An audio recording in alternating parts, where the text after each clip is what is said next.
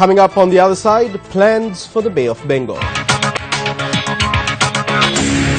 Welcome back to Biz First Review 360. With South and East Asian nations increasing their focus on the Bay of Bengal, what does the future hold for the area? The Tricomalee Consultations got underway in Colombo this week, organized by the Pathfinder Foundation, co-hosted by the Carnegie India think tank. I caught up with Santosh of the Policy Planning Division of the Ministry of External Affairs of India on the sidelines of the consultations. Well, on the sidelines of the Tricomalee Consultations, organized by the Pathfinder Foundation and co-hosted by Carnegie India, we're talking with Mr. Santosh, who is the Joint Secretary Policy Planning at the Ministry of External Affairs, Government of India. Mr. Jha, first and foremost, I want to ask you, Tricomalee Consultations, a very interesting subject. We're talking about Bay of Bengal connectivity. Recently, there's been a lot of discussion about the Tricomalee harbour in Sri Lanka and India's interest or lack of interest in it. There's been the media reports have been vague, to say the least. Would you care to shed some clarity on this subject? Look, I think it is related to the broader connectivity agenda that we have. We can't be more integrated. We can't have more interchange, which is mutually beneficial within the region if we are not more connected. And to that extent, Tricomalee Consultations is the right forum that it's talking about the right issues. The test would be in how we craft the way forward. That actually is the main issue. I do not think that anything we do in the region in terms of building ports or roads or railway connections or even ferry and coastal shipping, etc., is not going to benefit us. The point is that how we go about it, what we do with it, is there a benefit for the people who are actually going to be the beneficiaries? That should be the bottom line. Mr. Jha, throughout the forum, we've heard the views of different stakeholders in the Bay of Bengal. From your point of view, what were the biggest concerns when it comes to increased connectivity and linkages between these countries towards prosperity? What are the biggest concerns? No, connectivity, there cannot be a concern related to connectivity per se, because it's a good thing to happen, not only because of the interchange that I spoke about, but also the very fact that connectivity is a form of economic activity. If you build ports, it leads to more jobs, it leads to economic prosperity by itself, and it brings people more together to be able to do commerce, so which means greater prosperity over a longer term. The idea, however, that how we go about it is what I mentioned in response to your first question, is that how we go about is very important, because whether the specific port that you're building or a specific power plant that you're building has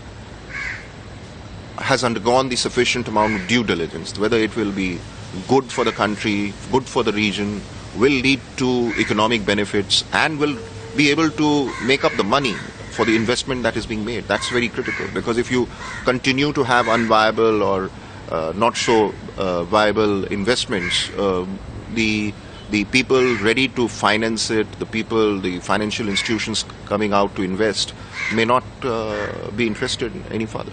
Mr. Jha, I was asking this question previously as well about China's increased presence in the Bay of Bengal region with other countries, especially the BIMSTEC countries. Is this a cause of concern for India? Look, I said this as much in my speech, that we are not really talking about precluding participation of others in the region, so long as we remain the prime beneficiaries and we remain the prime drivers of the developments. And when I say we, it is not India that I'm talking about, but the region as a whole, the people, the countries in the region.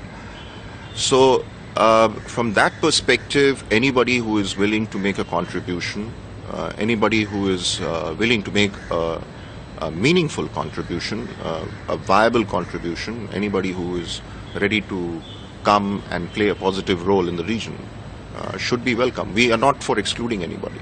Does it raise any security concerns? Well, I mean, security is a loaded term. It can mean something to some and others something else to the others. But if you look at it, even in my speech earlier today, I spoke about how security and economic linkages are mutually supportive. They reinforce each other, and they must go hand in hand. The fact of the matter is that if you are building an infrastructure in the region, if it's going to benefit the people, it must come with sufficient security. Mr. Jha, when we're talking about BIMSTEC, there is an increased focus on BIMSTEC in the Bay of Bengal now. Does this mean that SAARC is now a dead fish? I did hear some people say that, but I don't quite agree with it. SAARC is something that we are deeply committed to. It is an organization that has already moved forward in a number of areas. The fact that it is not moving forward now is specifically related to a singular issue that the world is grappling with and this region is grappling with, which is terrorism. So while I don't think that we should be looking at frameworks in the region, other frameworks in the region, as replacing the previous ones that may be covering the part of this region. Each has its own purpose, and each will move at its own pace. Remember that, the SAARC had a particular context, and BIMSTEC has a different context. It is talking about connectivity between South Asia and Southeast Asia. It's about Bay of Bengal waters. It is a different set of countries. There are 4 SAARC countries as well, but there are other sets of countries that are involved in this region. So it has its own agenda, and it has its own imperatives, I would say.